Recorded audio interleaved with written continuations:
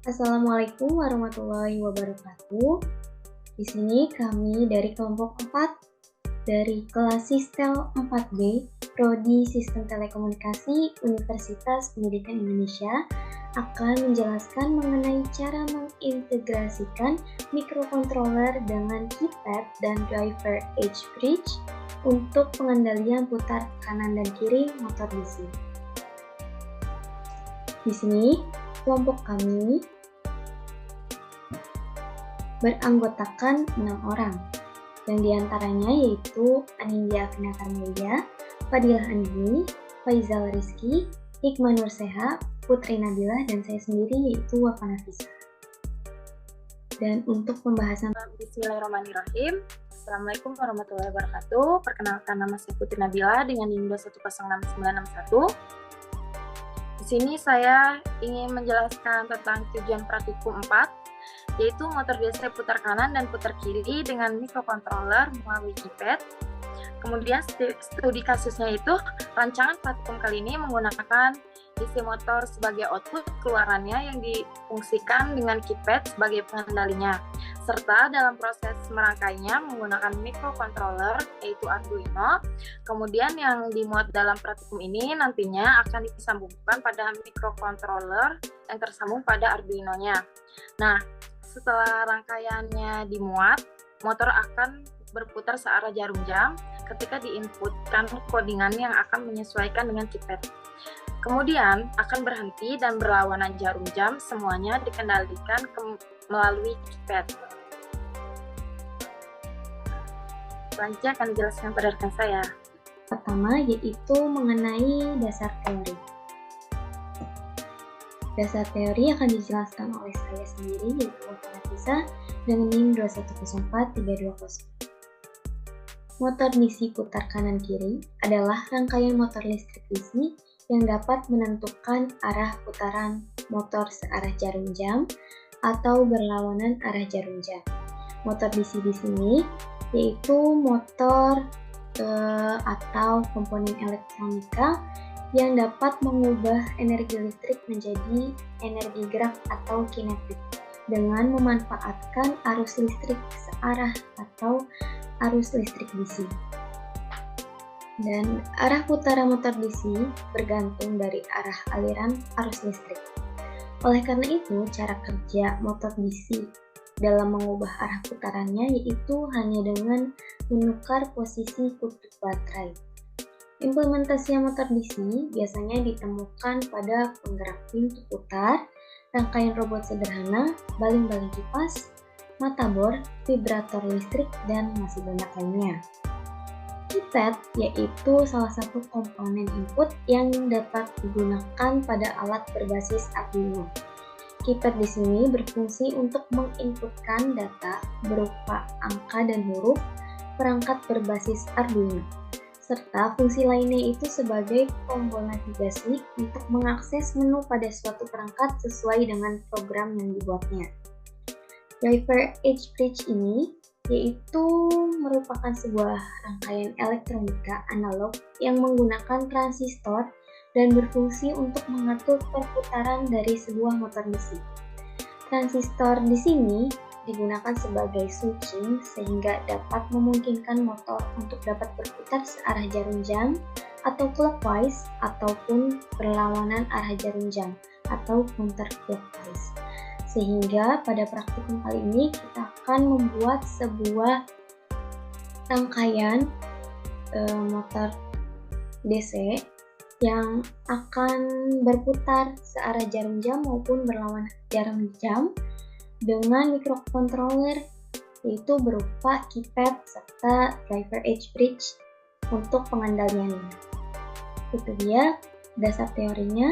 Dan untuk penyampaian selanjutnya akan disampaikan oleh rekan saya. Terima kasih.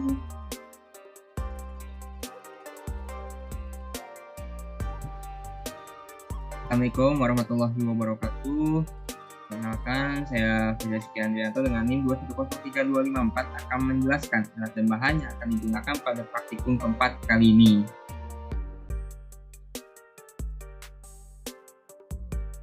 Baik, yang pertama adalah Proteus.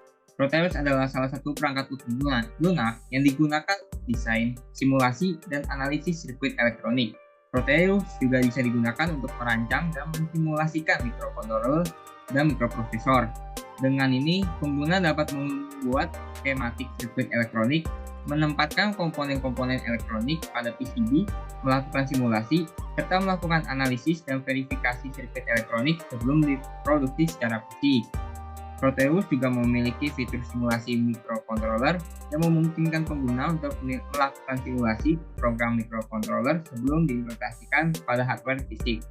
Proteus umumnya digunakan oleh para desainer elektronik, insinyur, dan mahasiswa teknik elektronik. Yang kedua, Arduino Uno. Arduino Uno ialah sebuah papan mikrokontroller open source berbasis mikrokontroller microchip Atmega 328P yang dikembangkan oleh Arduino.cc.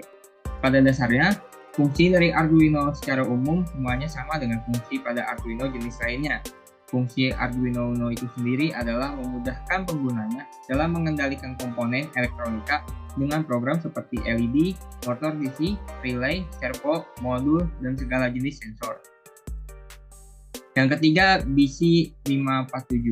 BC547 adalah salah satu jenis transistor NPN yang sering digunakan dalam rangkaian elektronik. Transistor ini terdiri dari 3 lapisan bahan semikonduktor, yakni basis atau base, kolektor, dan emitor. Transistor ini dapat digunakan sebagai saklar atau penguat sinyal dalam berbagai aplikasi elektronik.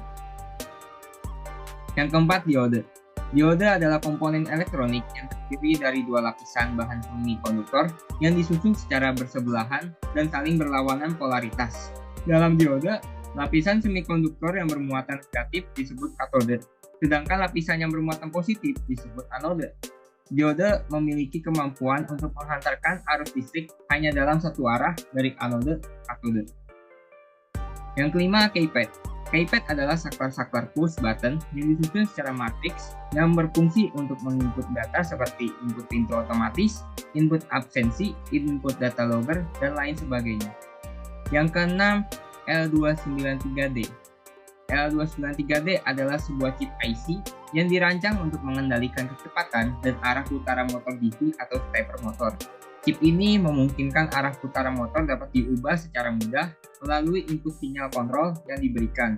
L293D umumnya digunakan dalam aplikasi robotik, kendali motor, dan proyek elektronika lainnya yang membutuhkan kendali motor DC atau stepper motor dengan mudah dan efektif.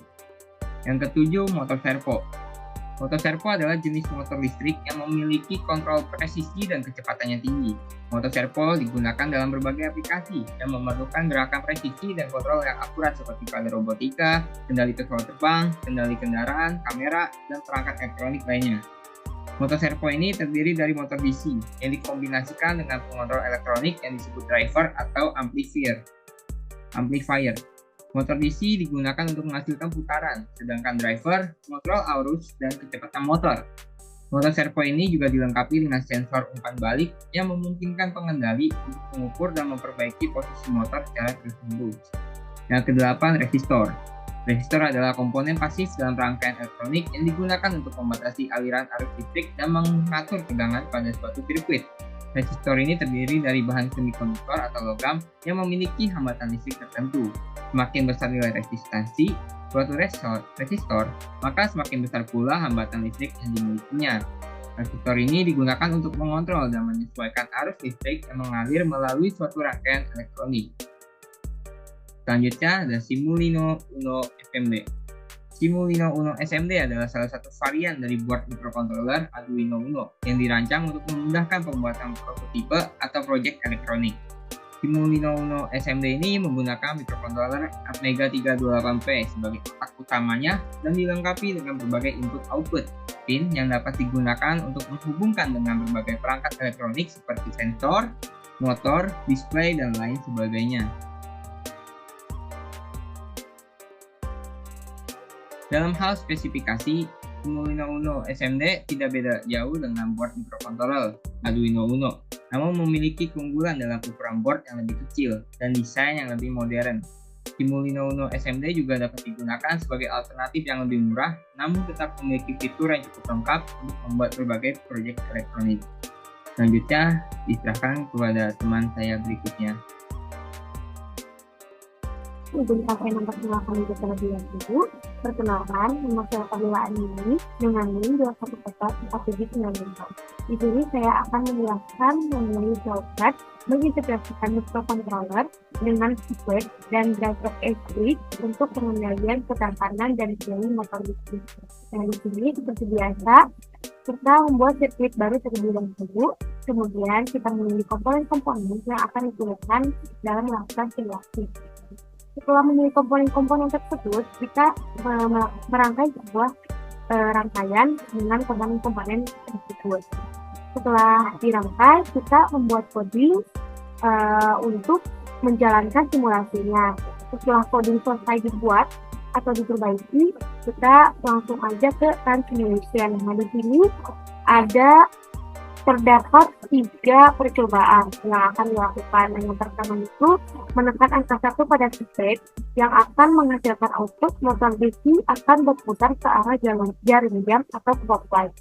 Dan kemudian simulasi kedua yaitu menekan angka 2 pada keypad yang akan menghasilkan output yaitu motor DC-nya berputar berlawanan arah jarum jam atau counter clockwise.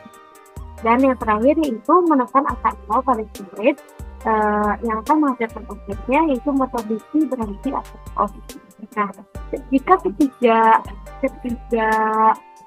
percobaan tersebut berhasil dilakukan sesuai dengan output yang seharusnya, berarti percobaan atau simulasi tersebut telah selesai atau sukses.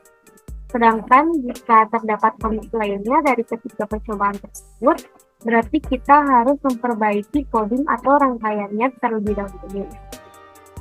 Terima kasih dari saya. Boleh dilanjutkan ke bagian selanjutnya. Untuk modul 4 kali ini yaitu pengendali motor DC dengan microcontroller menggunakan chipset. Yang kita butuhkan yaitu Arduino.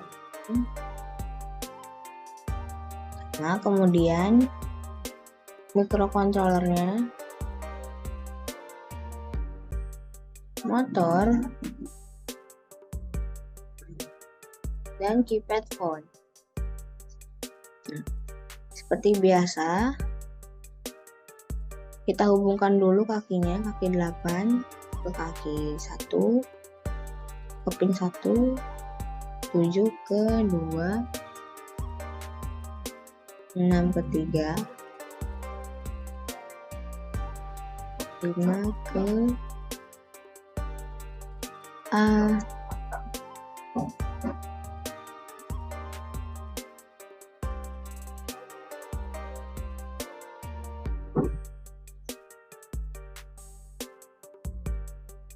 Kita sambungkan lagi pin 12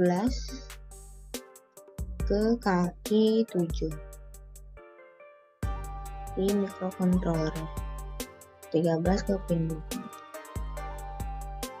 Selanjutnya kaki di pin 3 mikrocontroller kita hubungkan ke motornya.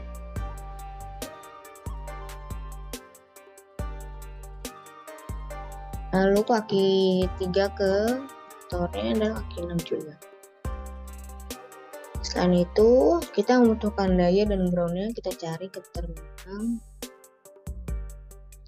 power,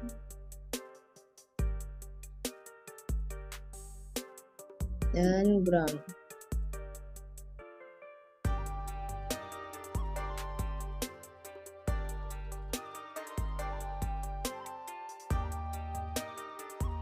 Lalu kita hubungkan.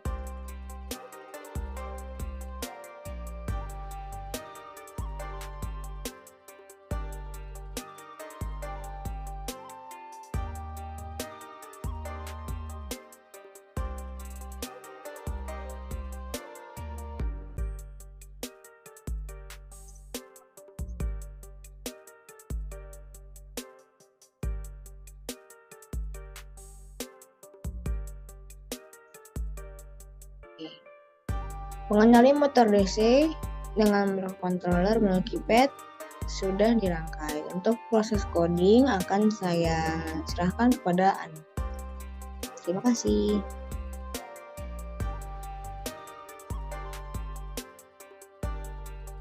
Saya Nindya Vina Karmelia. Di sini saya akan menjelaskan tentang coding di Arduino dan juga simulasi untuk menjalankan rangkaian sesuai dengan studi kasus yang diberikan.